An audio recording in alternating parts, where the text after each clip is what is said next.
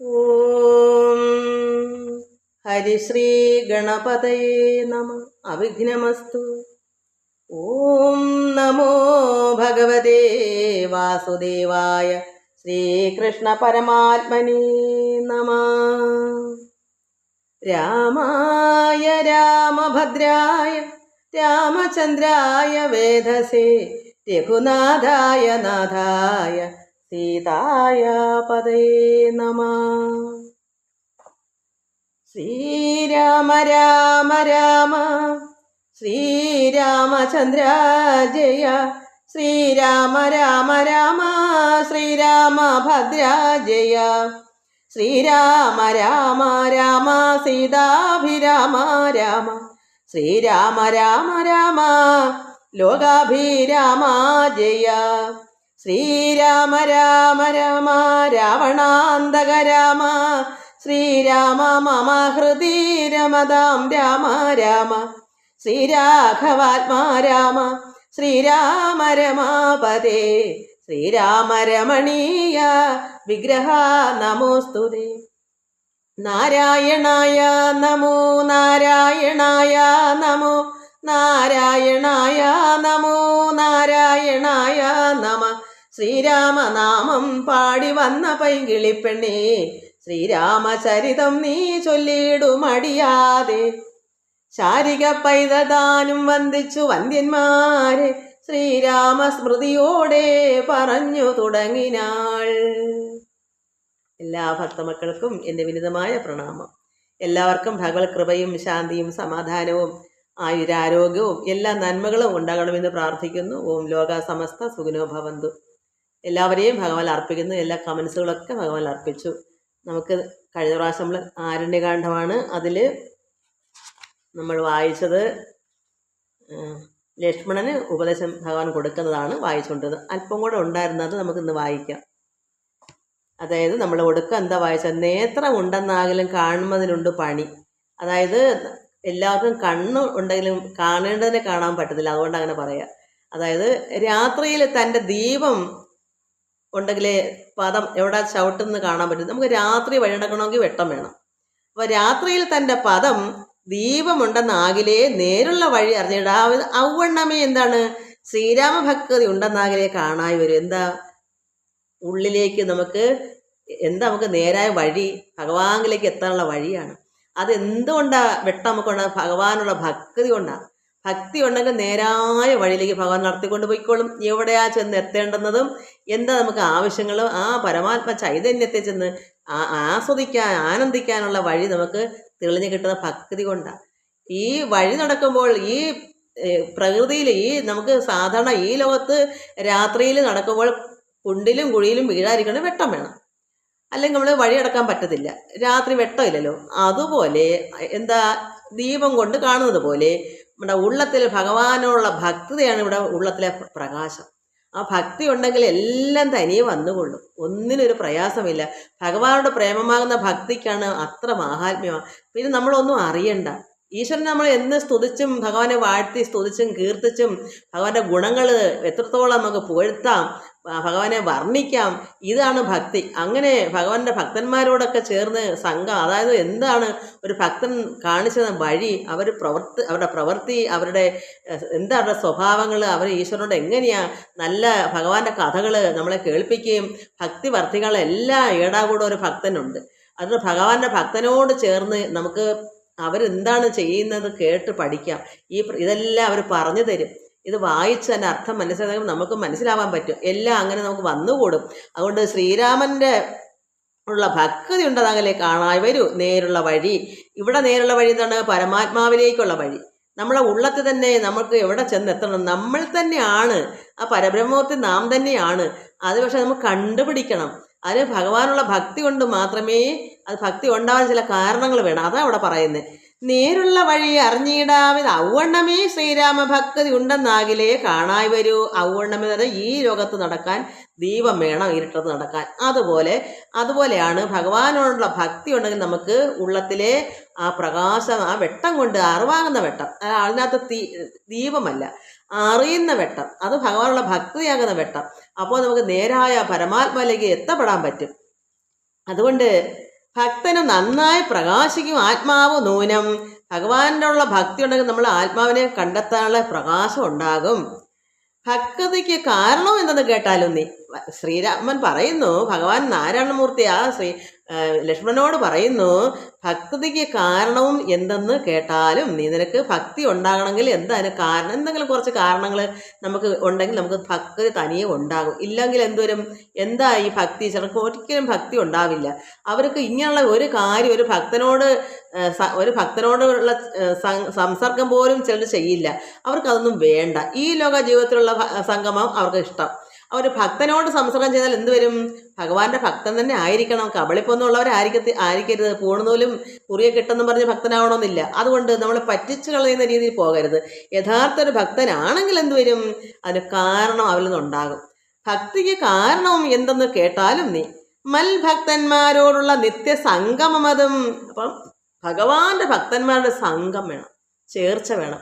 അവര് എന്താണ് ഈശ്വരനെ സ്തുതിക്കുന്നതും ഭഗവത് കഥകളൊക്കെ ഇങ്ങനെ പറയും. അവർ വാതോരാതെ ഇങ്ങനെ ഭഗവാന്റെ കഥകൾ പറഞ്ഞും കേട്ടിരിക്കുമ്പോൾ അതിലൂടെ നമ്മൾ ഇരുന്ന് കേൾക്കുമ്പോൾ അതാ സംഘം, ആ ചേർച്ച ചെന്നിരിക്കും. നമുക്ക് നല്ല ഭക്തി അതിൽ കൂടെ നമുക്ക് ഇഴിഞ്ഞിറങ്ങും.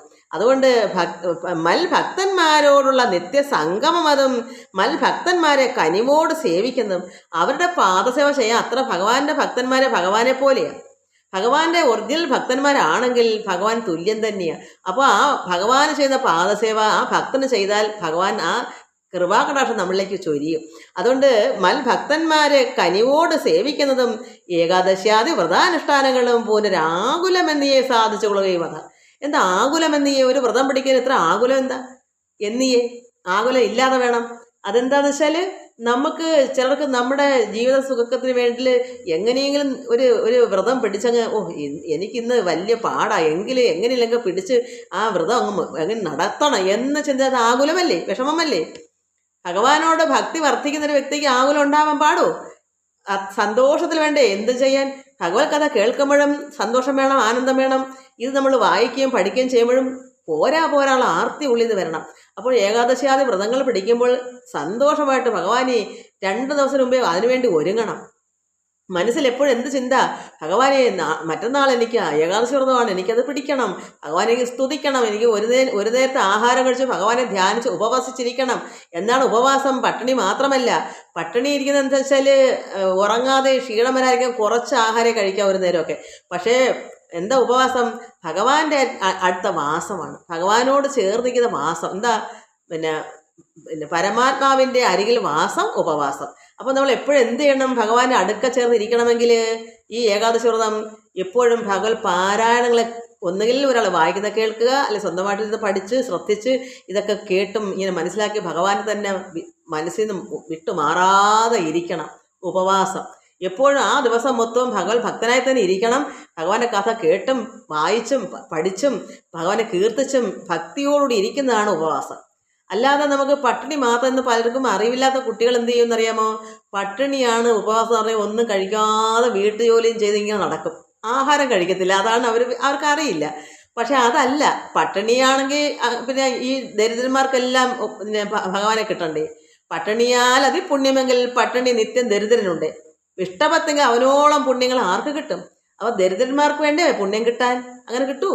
അപ്പോൾ പട്ടിണി കൊണ്ടല്ല പുണ്യം കിട്ടുന്നത്. വ്രതം, എന്ത് വ്രതം? ഭഗവാനിൽ തന്നെ ചേർന്ന് ലയിച്ചിരിക്കുന്നതാണ് ഉപവാസം. എപ്പോഴും ഭഗവത് പാരായണങ്ങളെ കീർത്തിച്ചും പറഞ്ഞും ഇങ്ങനെ സ്തുതിച്ചും ഭഗവാനെ വർണ്ണിച്ചും ഭഗവാന്റെ ഗുണങ്ങളെ കീർത്തിച്ചും ഇരിക്കുന്ന ഒരു ഭക്തനാണ് അവിടെ അത് ഉപവാസം എന്ന് പറയാം. അതുകൊണ്ട് ആകുലം എന്നിയെ സാധിച്ചു കൊടുക്കണം. നമുക്ക് ഇത് ഇപ്പം തന്നെ ഇതിനകത്ത് ഒന്ന് ഞാൻ പറഞ്ഞാൽ ഇത് തന്നെ ഞാനിവിടെ ചെയ്യുന്നു. ഈ ഭഗവത് കഥ ഞാൻ മക്കളെ നിങ്ങൾക്ക് തരുന്നു. എത്ര സന്തോഷത്തിലാണ് ഞാൻ ചെയ്യുന്നത്.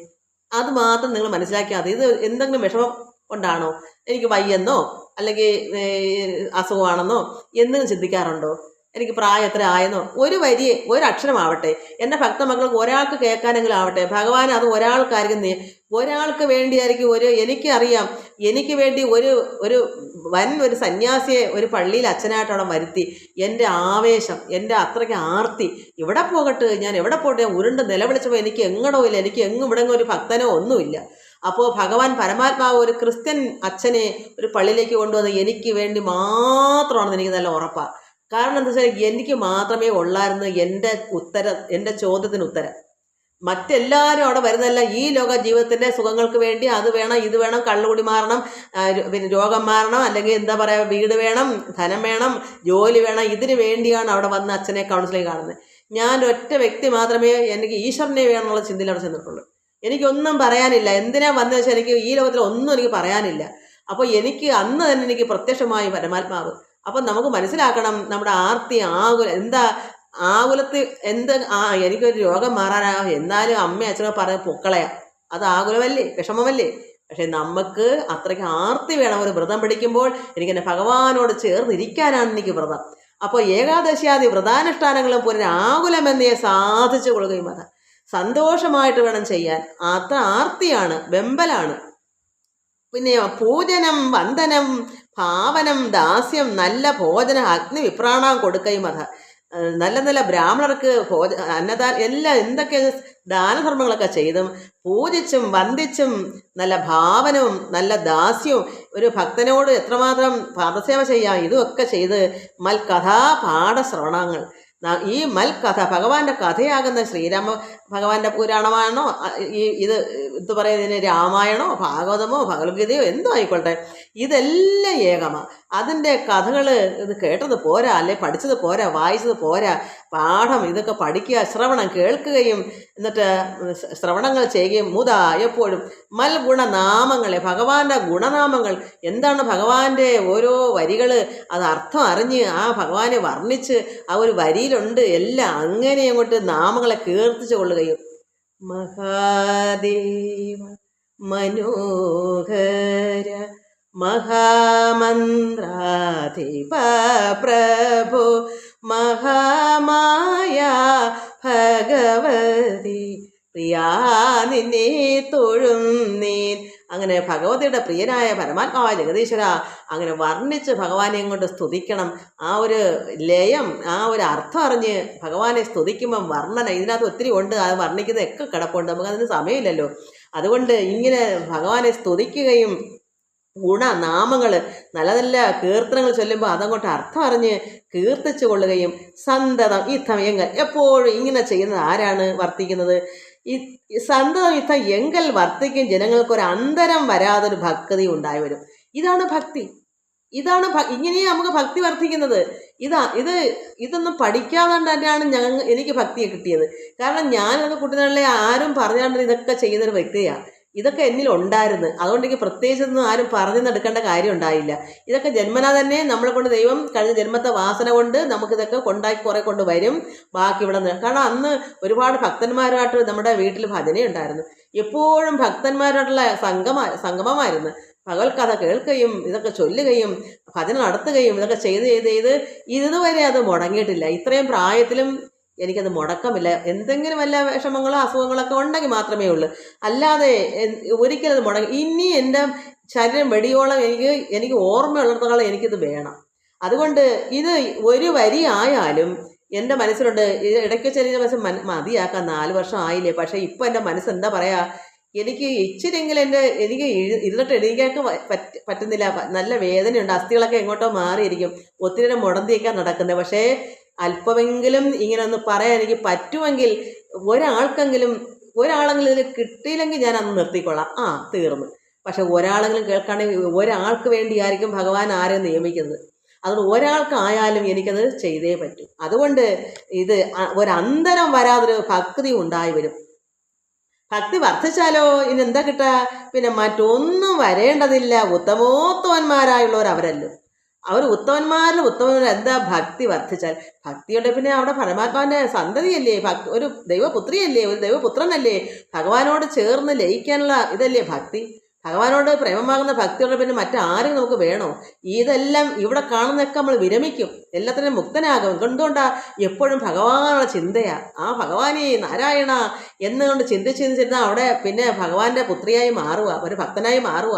അപ്പോൾ പിന്നെ നമുക്ക് മറ്റെന്തെങ്കിലും പിന്നെ വേണ്ടി വരുമോ? എല്ലാം ഉടയമ്പനെ പിന്നെ കാത്ത് രക്ഷിക്കത്തില്ലേ? അതുകൊണ്ട് ഭക്തി വർദ്ധിച്ചാൽ പിന്നെ മറ്റൊന്നും വരേണ്ടതില്ല. ഉത്തമന്മാരിൽ ഉത്തമന്മാരായുള്ള അവരല്ലോ. അങ്ങനെ ഉള്ളവരാണ് യഥാർത്ഥ ഭക്തന്മാർ. നമുക്ക് ഭക്തി വർദ്ധിക്കണമെങ്കിൽ ഈ പറഞ്ഞ കാര്യങ്ങളൊക്കെ നമ്മൾ അനുഷ്ഠിക്കണം. വന്ന് ചേർന്നില്ല എന്നുണ്ടെങ്കിൽ നമ്മളിങ്ങനെ വരുത്തണം. ഭക്തന്മാരെ കാണുമ്പം വിനയത്തോടും ഭക്തിയോടും കൂടി അവർ പറഞ്ഞ് കേൾക്കുകയും അവരോടൊപ്പം ചിലവഴിക്കുകയും ചെയ്യുമ്പോൾ അവരുടെ ഉള്ളത്തിൽ നിന്ന് വരുന്ന വാക്കുകൾ നമ്മൾ കേൾക്കും. ഭഗവത് കഥകളെ വരത്തുള്ളൂ. ഭഗവാന്റെ നാമങ്ങൾ, അവരുടെ നല്ല സൽപ്രവർത്തികളൊക്കെ അവരിൽ നിന്നുണ്ടാകും. ഇത് നമ്മൾ കണ്ടും കേട്ടും പഠിക്കാം, ആ ഭക്തി വർദ്ധിക്കാം. എന്നിട്ടോ ഭക്തി യുക്തന്, അങ്ങനെയുള്ളൊരു ഭക്തിയുള്ള ഒരു യുക്തമായി ഇതെല്ലാം കൂടെ ചേർന്ന ഒരു യുക്തനായൊരു ഭക്തന് ഇതൊക്കെ കൂടെ കൊണ്ട് ഒന്നിച്ച് വരുമ്പോഴാണ് ഈ ഒരു രുചി, ഈ ഭക്തി. അങ്ങനെയുള്ള ഭക്തി യുക്തന് വിജ്ഞാന ജ്ഞാന വൈരാഗ്യങ്ങൾ, വിജ്ഞാനവും ജ്ഞാനവും വൈരാഗ്യം. എന്താ വൈരാഗ്യം? ഇതിൽ നിന്നെല്ലാം വിരമിക്കുക. കാരണം ഈ ലോക ചിന്തകളൊന്നും മാറി നമുക്ക് ഒരു വൈരാഗ്യം ഉണ്ടാവും. എനിക്ക് ഭഗവാനിൽ ചേർന്നാൽ മതി, എനിക്ക് ഈ ലോക വിഷയങ്ങളേ വേണ്ട, ഇതൊന്നും കൊള്ളില്ല, ഇത് കേൾക്കണ്ട, കാണണ്ട, ഇന്ദ്രിയങ്ങളെല്ലാം അങ്ങോട്ട് അടക്കും. വൈരാഗ്യം നമ്മളെ ചെവി വേണ്ടാത്തതിന് പോവില്ല, കണ്ണ് കാണാൻ വേണ്ടിയിട്ട് പോവില്ല. എപ്പോഴും എന്താ ഒരു ഗ്രന്ഥം എടുത്ത് വെച്ച് ഭഗവാന്റെ കഥകളൊക്കെ ഇങ്ങനെ കണ്ടും വായിച്ചും അല്ലെങ്കിൽ മറ്റുള്ള പറഞ്ഞ കേട്ടും ഇങ്ങനെ ശ്രദ്ധിച്ച് ലയിച്ച് ഇങ്ങനെ ഇരിക്കും. മറ്റ് ഈ ലോകത്തിലേക്കുള്ള ശ്രദ്ധ മനസ്സിലേക്ക് അങ്ങ് ബാധിക്കും. എന്തുകൊണ്ടാ? ഇത് വൈരാഗ്യം. എനിക്കെന്നെ ഭഗവാൻ മാത്രം മതി, ഒരു ഭഗവാന്റെ ഭക്തനായി മാറുമല്ലേ. അതുകൊണ്ട് അങ്ങനെയുള്ള ഭക്തിയൊക്കെ തന്നെ വിജ്ഞാന ജ്ഞാന വൈരാഗ്യങ്ങൾ സദ്യ സംഭവിച്ചത് പെട്ടെന്നുണ്ടാകും.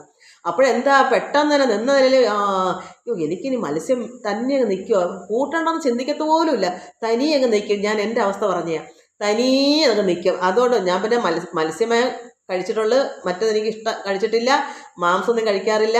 എന്നാലോ ഒരു എന്താ പറയുക, ഇതൊക്കെല്ലാം മേലേ പോയ ഒരു ബ്രഹ്മത്തെ അറിഞ്ഞവനും പിന്നെ അവിടെ അജ്ഞാനമില്ലെങ്കിൽ എന്തും കഴിക്കാം. അവിടെ പാപപുണ്യങ്ങളെല്ലാം സമത്തിൽ പോകും. ഇതൊക്കെ താഴെ കിടക്കുന്നവർക്ക് നമ്മൾ ഇതൊക്കെ പഠിച്ചു വേണം അങ്ങനെ എത്തിക്കഴിഞ്ഞാൽ പിന്നെ അത് എത്തിയവർ കഴിക്കുന്ന കരുതിയിട്ട് അത് കണ്ട് നമ്മൾ പഠിക്കരുത്. നമുക്കിത് എത്തണമെങ്കിൽ ഭഗവാനുള്ള ഭക്തി വേണമെങ്കിലും ഇതൊക്കെ ആവണമെങ്കിൽ നമ്മുടെ ജീവജാലം കൊണ്ട് കരുണ വേണം, ഒന്നിനെ ഉപദ്രവിക്കാൻ പാടില്ല. അതൊക്കെ ആദ്യ പടികളാണ്. ഇതിൽ കൂടി വേണം നമുക്ക് ഭക്തി വർദ്ധിച്ച് ഭഗവാനിൽ ചേരാൻ. ഭഗവാനിൽ ചേർന്ന് അതൊക്കെ മേലെയാകുന്ന എന്താ അതിന് പറയുന്നേ, നിർഗുണാവസ്ഥ അല്ലെങ്കിൽ ഈ അവധൂതൻ എന്നൊക്കെ പറയുമല്ലോ. അവർക്ക് പിന്നെ എന്താണ്? അവർക്ക് പാപവും ഇല്ല പുണ്യവും എല്ലാം സമത്വമാണ്. പ്രത്യേകിച്ചൊരു പാപമോ പ്രത്യേകിച്ചൊരു പുണ്യമോ ഒന്നുമില്ല. കാണുന്ന എല്ലാം സമം, ചെയ്യുന്ന എല്ലാം ഒന്നും പ്രത്യേകിച്ചില്ല. അവരെന്ത് കഴിക്കുന്നു അവർക്ക് ചിന്തയില്ല, അവർക്ക് ഓർമ്മയില്ല, അവർക്ക് അല്ലെങ്കിൽ ശ്രദ്ധയില്ല. എന്താ ഞാൻ കഴിക്കുക, ആരൊന്നും കൊടുക്കുന്നു അത് കഴിക്കുന്നു, അത്രയേ ഉള്ളൂ. അങ്ങനെ എത്തിക്കഴിയുന്നവർക്കാണത്. അത് നമ്മളൊക്കെ എത്താത്തത്തോളം നമുക്ക് അങ്ങനെ ആകത്തില്ലല്ലോ. അതുകൊണ്ട് ഇതെല്ലാം നമ്മൾ എന്ത് ചെയ്യണം?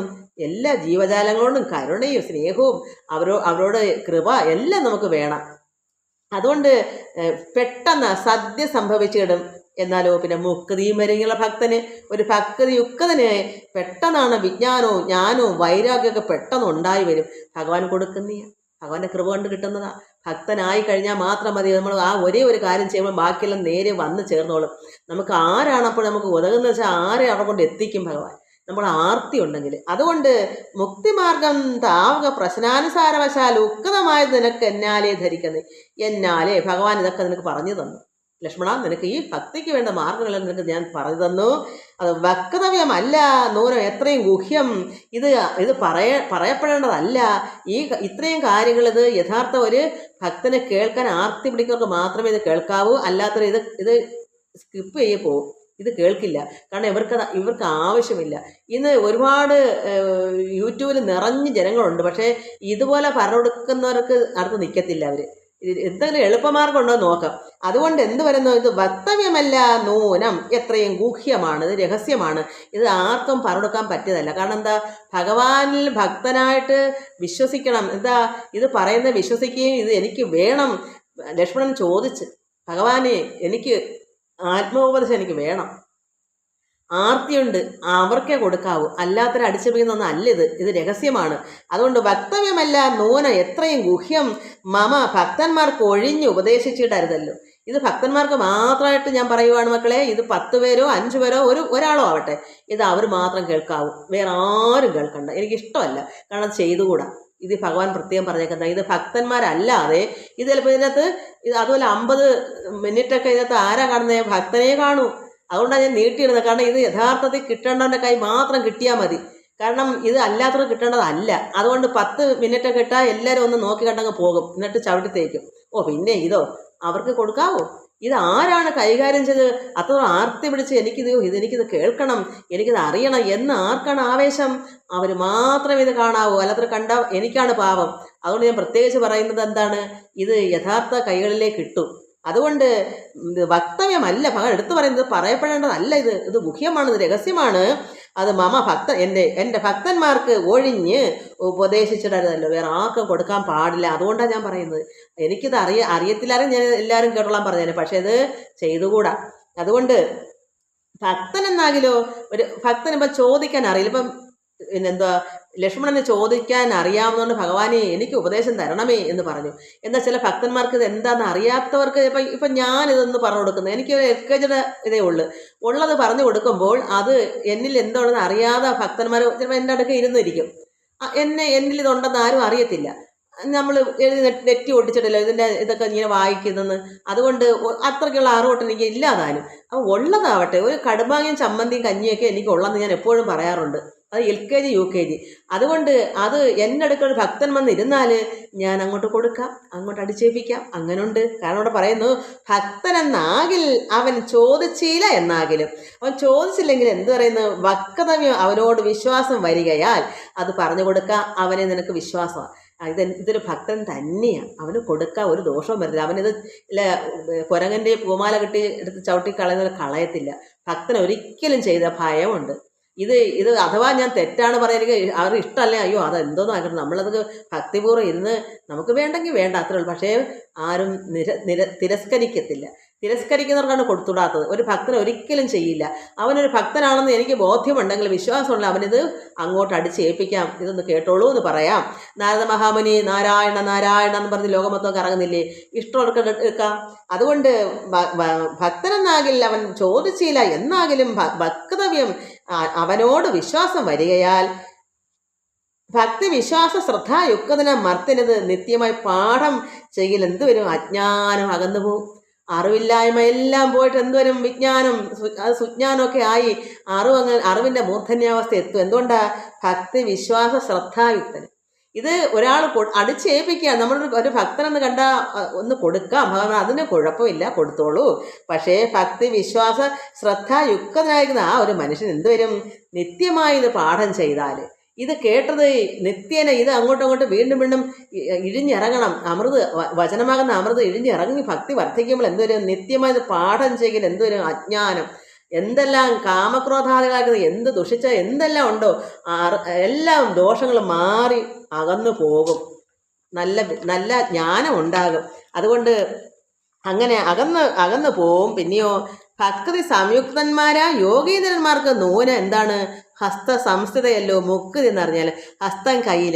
ഒരു ഭക്തി സംയുക്തന്മാരായിരുന്ന യോഗി ഇന്ദ്രന്മാർക്ക്, ഇന്ദ്രന് യോഗികളായിരുന്ന ശ്രേഷ്ഠനായിരിക്കുന്ന യോഗികൾക്ക് അത്രമാത്രം ശ്രേഷ്ഠതയുണ്ട്. ഈ പരമാത്മ ലയിച്ച് ചേർന്നിരിക്കുന്ന ശ്രേഷ്ഠനായിരുന്ന ഒരു യോഗിക്ക് എന്താ, ആരും ഈ മുക്തി കൊടുക്കണ്ട, ഹസ്തം കൈ തന്നെ ഉണ്ട്. കാരണം അവർ സമ്പാദിച്ച് വെച്ചേക്കില്ല, ആരും കൊടുക്കുന്നതാണ്, നമ്മൾ തന്നെ നേടിയെടുക്കുന്നില്ലേ, അത് അവൻ്റെ കയ്യിൽ തന്നെ ഉണ്ട്. ഒരു ഭക്തി സംയുക്തന്മാരായിരിക്കുന്ന യോഗീന്ദ്രന്മാർക്ക് നൂനം ഹസ്ത സംസ്ഥിതയല്ലോ, ആ കയ്യിൽ തന്നെയുണ്ട് മോക്ഷം, മുക്തി എന്നറിഞ്ഞാലും. ഇതാണ് ഒരു ഭക്തന് കിട്ടുന്ന ആനുകൂല്യങ്ങൾ എല്ലാം വഴിയെ വന്നു ചേർന്നോളും.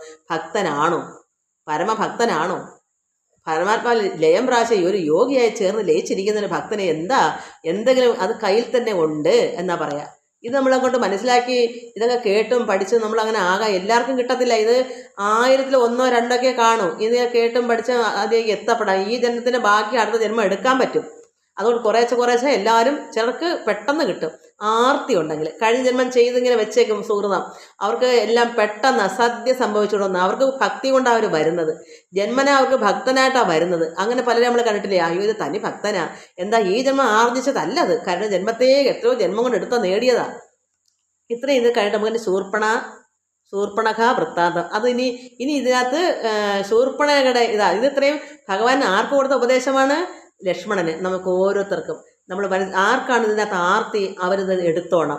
ആർത്തി ഇല്ലേ, കളഞ്ഞു, ഒരു കുഴപ്പമില്ല. പക്ഷേ നികഷ്ടം പറയരുത്, എനിക്കിതിനുള്ള സമയമായില്ല, ഞാൻ ഒരു ഭക്തനെന്ന് എനിക്ക് പറ്റുന്നില്ല, കേട്ടൊക്കെ ഇരുന്ന് അത്രയേ ഉള്ളൂ. ഭഗവാനെ ഇത് എന്തെങ്കിലും ഒരിക്കൽ കിട്ടുമ്പോൾ എനിക്ക് ഇന്ന് എനിക്കത് പറ്റുന്നില്ല, അങ്ങനെയാകാവൂ.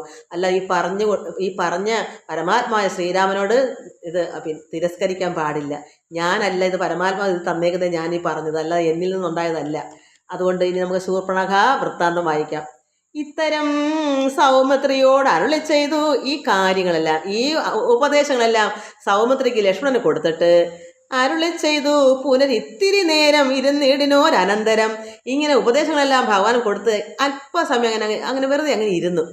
ശ്രീരാമൻ ഇങ്ങനെ വെറുതെ ഇതൊക്കെ നല്ല കാര്യങ്ങളെല്ലാം എൻ്റെ അനുജനൊന്നുമല്ല, ഇവിടെ മമതയില്ല, ഭക്തനാ, ദാസനാ. അതായത് സ്വന്തം അമ്മ പ്രസവിച്ച അല്ലെങ്കിൽ ഒരു അച്ഛൻ്റെ മക്കളൊന്നും അല്ല ഇവിടെ കാണുന്നത്. അങ്ങനെ ഒരിക്കലും വരത്തില്ല. ഭഗവാൻ എപ്പോഴും ഒരു ഭക്തനോടാ സ്നേഹം, സ്വന്തം കൂടപ്പറപ്പിനോടല്ല.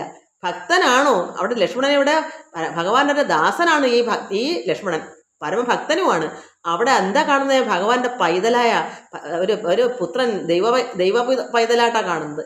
അതുകൊണ്ട് ആ ഭക്തനെ എന്ത് ചെയ്തു? അങ്ങനെ ഇതെല്ലാം കൊടുത്തിട്ട് അല്പനേരം അവരിങ്ങനെ വെറുതെ ഇരുന്നപ്പോൾ എന്ത് വന്നു? അനന്തരം ഗൗതമീ തീരെ മഹാകാനനെ പഞ്ചവടി ഭൂതലെ മനോഹരെ സഞ്ചരിച്ചിടുന്നൊരു യാമിനീശരജന, ഒരു രാക്ഷസി, യാമിനീശരൻ, ഈ രാക്ഷസ വർഗത്തിലുള്ള അങ്ങനെ യാമിനീചര ജനസ്ഥാനവാസിനിയായ ഒരു പെണ്ണ്, വാസിനി ഇനി പെണ്ണാണ് അവിടെ താമസിക്കുന്ന നക്തഞ്ചരന്മാര്, രാക്ഷസിയായ ഒരു സ്ത്രീ കാമരൂപിണി കണ്ടാൾ.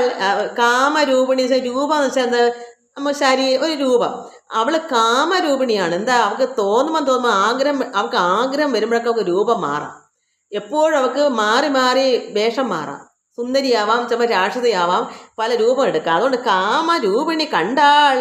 കാമിനി വിമോഹിനി പങ്കജധ്വജ കുലിശ അങ്കുശ അങ്കിതങ്ങളായി ഭംഗി തേടിയിടും പദപാദങ്ങൾ അതു നേരം. അതായത് ഇവളിങ്ങനെ നടന്നു ഒരു യാമിനീചരൻ ജനസ്ഥാനവാസിനിയായ ഒരു കാമരൂപിണി ഇങ്ങനെ ഗൗതമീ തീരെ മഹാകാനനെ പഞ്ചവടിയിൽ ഇങ്ങനെ ആ ഭൂതലത്തിലെല്ലാം നല്ല സുന്ദരിയായി ഇങ്ങനെ സഞ്ചരിക്കുക ഇവള് കാമരൂപിണി. അതായത് നക്തഞ്ചരൻ, അതായത് രാക്ഷസി. അപ്പോൾ എന്ത് കണ്ടു? പങ്കജധ്വജ കുലിശ അങ്കുശ അങ്കിതം. എന്തൊക്കെയാണ്? പിന്നെയോ താമരപ്പൂവ്, കൊടിമരം, വജ്രം, ആനത്തൊട്ടി, ഇതെല്ലാം ഭഗവാന്റെ പാദം നടന്ന ആ മണ്ണിൽ ഇങ്ങനെ പതിഞ്ഞു കിടക്കുന്നു.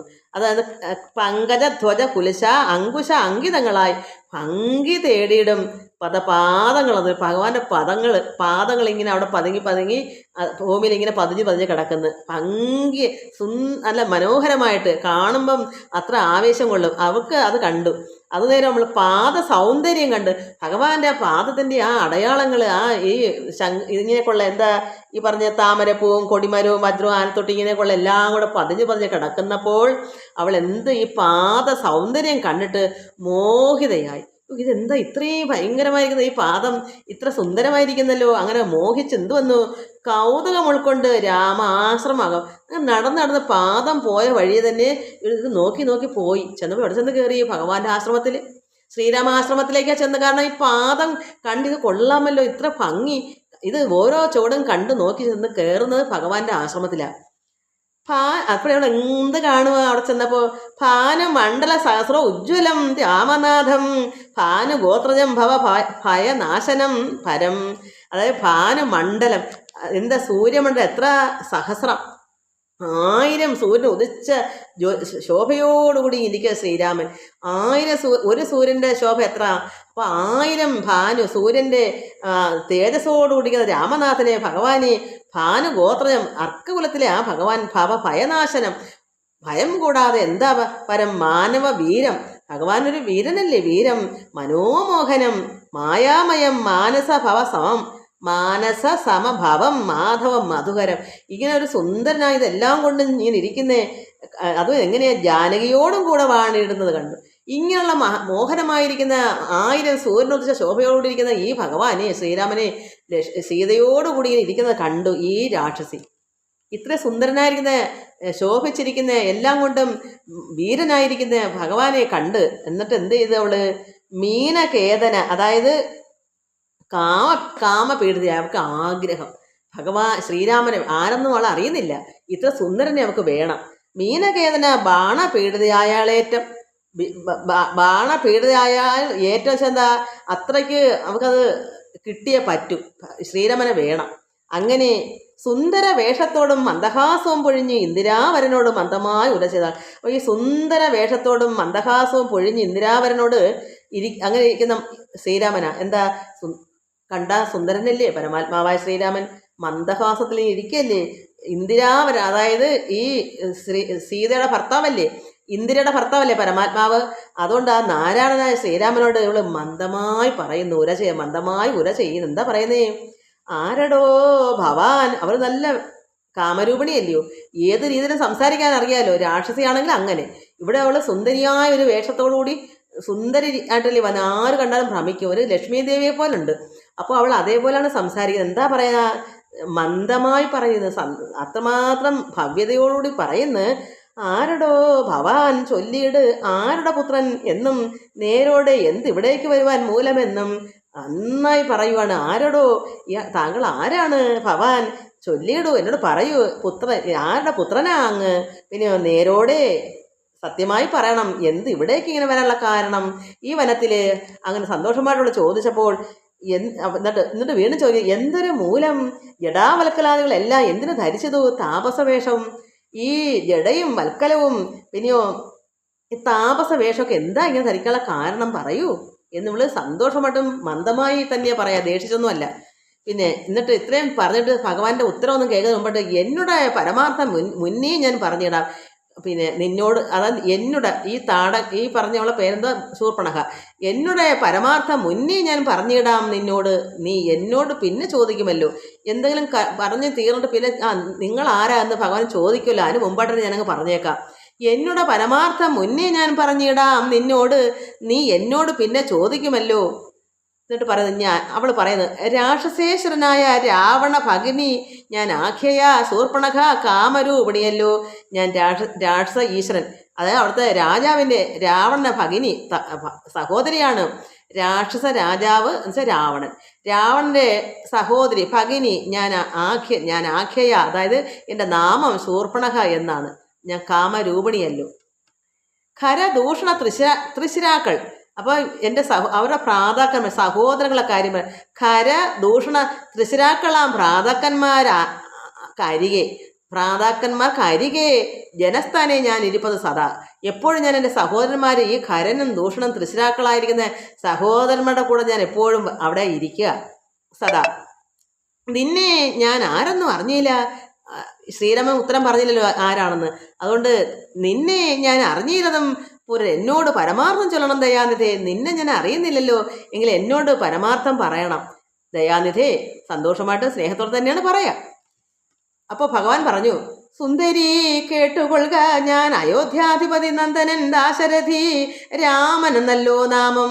സുന്ദരി മഹാലക്ഷ്മിയെ പോലെ ഇരിക്കല്ലേ അവള്. അപ്പോൾ സുന്ദരി കേട്ടുകൊള്ളുക, ഞാൻ അയോധ്യാധിപതി നന്ദനനാണ്, അതായത് രാജാവായിരിക്കുന്ന ദശരഥന്റെ മകൻ നന്ദനൻ. എൻ്റെ പേര് ദാശരഥി, രാമൻ എന്നല്ലോ എൻ്റെ പേര്.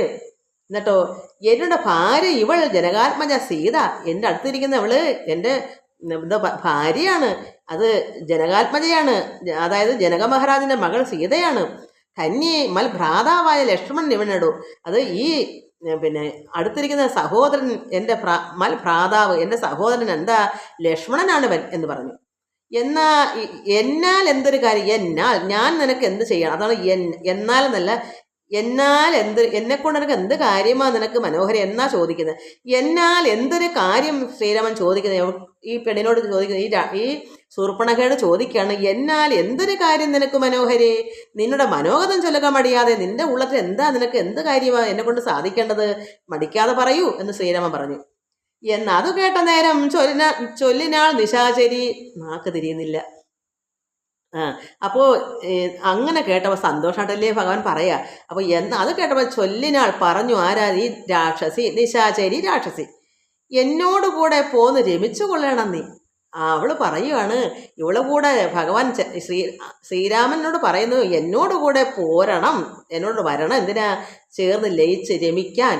അതായത് ഈ ലോക ജീവിതത്തിലെ രമിപ്പാണ്, അല്ല ആത്മീയമായ രമിപ്പല്ല ഇവിടെ പറയാ.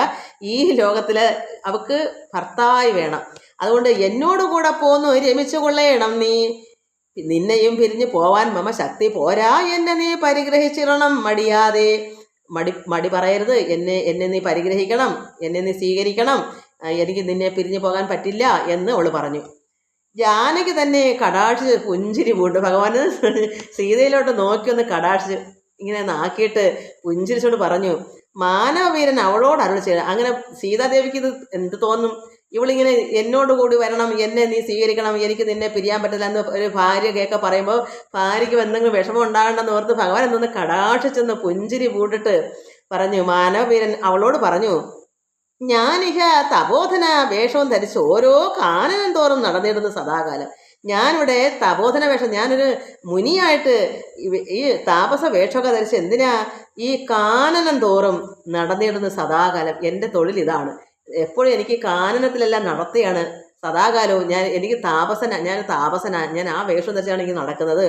ജാനകിയാകും ഇവൾ എന്നോട് പത്നിയല്ലോ, ഇവളെൻ്റെ ഭാര്യയാണ് സീത. അത് മാനസേ പാർത്താലോ വെടിഞ്ഞീടരുത് ഒന്നുകൊണ്ടും.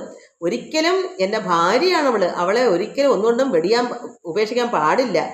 സാ പത്നിയോത്ഭവ ദുഃഖം, എത്രയും കഷ്ടം. സ്വന്തം പത്നിയെ പിരിയുന്നത് അവർക്ക് എന്തൊരു ഉത്ഭവം, ദുഃഖമാണ് ഉത്ഭവിക്കുന്നത്. സ്വന്തം ഭാര്യയെ ഉപേക്ഷിച്ചിട്ട് വേണ്ട ഇവളെ കെട്ടാൻ. അപ്പോൾ സാ പത്നിയോ ഉത്ഭവ, ഒരു പത്നിയിൽ ഉണ്ടാകുന്ന ദുഃഖം, സ്വന്തം ഭാര്യയുടെ നിന്ന് ഉണ്ടാകുന്ന ആ ദുഃഖം വേർതിയെ കെട്ടിയാൽ എന്തുവരും? അത്ര ദുഃഖമാണ്. അത് എത്രയും കഷ്ടം. താപത്തെ സഹിപ്പതിന് ആളല്ല നീയും ഇടോ, നീയും അങ്ങനെ തന്നെയാ. രാക്ഷസിയായ ഈ ശൂർപ്പണഖയ്ക്കും നിന്റെ ഭർത്താവിന് നിന്നെ പിന്നെ നിന്റെ ഭർത്താവ് നിനക്കും അത് താങ്ങാൻ പറ്റത്തില്ല. അതുപോലല്ലേ ഇതും, അവിടെ നിനക്കും പറ്റില്ല. അതുകൊണ്ട് സാ പത്നി ഉത്ഭവ ദുഃഖം, എത്രയും കഷ്ടം. താപത്തെ ആ ദുഃഖം സഹിപ്പതിന് ആളല്ല, ആരാലും സാധ്യമല്ല ആ ദുഃഖം സഹിക്കാൻ. സീതയ്ക്കെന്ന് മാത്രമല്ല നിനക്കും, നീയും ഇടും എന്ന് പറഞ്ഞു ഭഗവാൻ പറഞ്ഞു.